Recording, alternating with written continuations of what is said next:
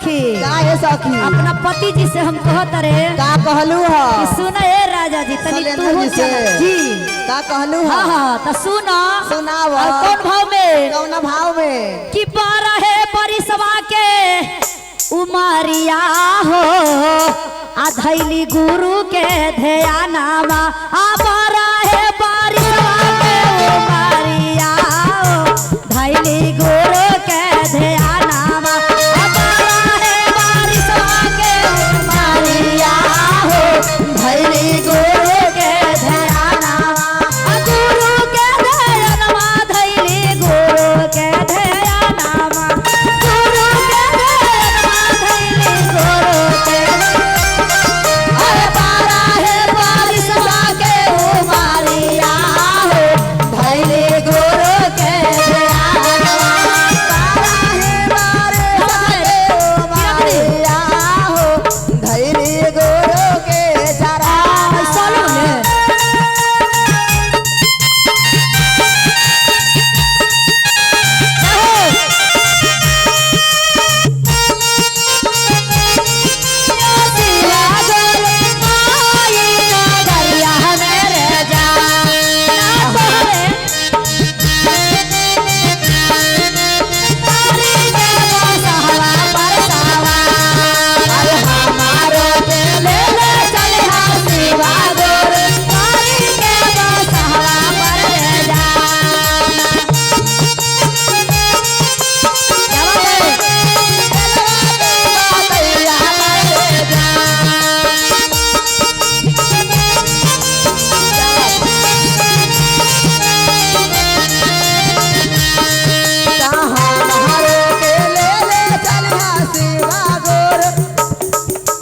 हमारो के ले ले चली हाथी बागोर तारी के बसहरा पर रे जाना हमारो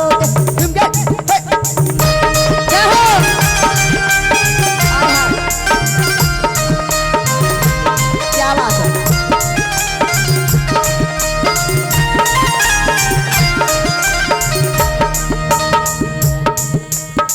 और क्या है और क्या कहना है हम जे जाए नया अपन पति के ले जाए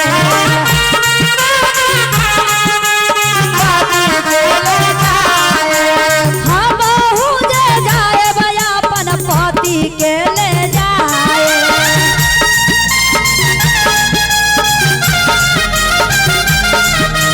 बेटा वो के सीसिया बनाए बाहो धैली गुरु के ध्यानामा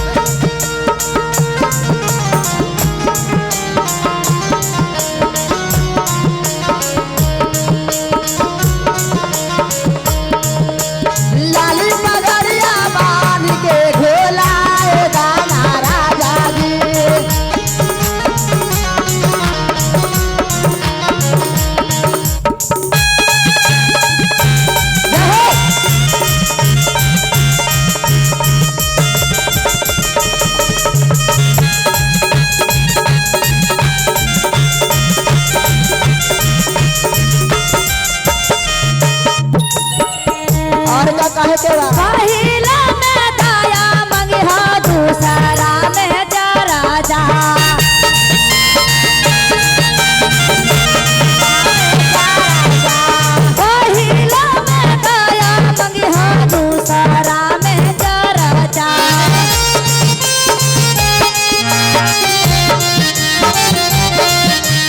तीसरा में नामा पर नामा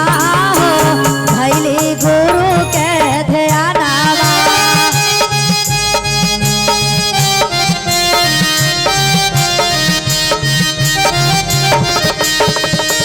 तीसरा में नामा शिव पर नामा हो भैली गुरु के ध्यानावा तीसरा में नाम शिव पर नामा हो भैली गुरु के ध्यानावा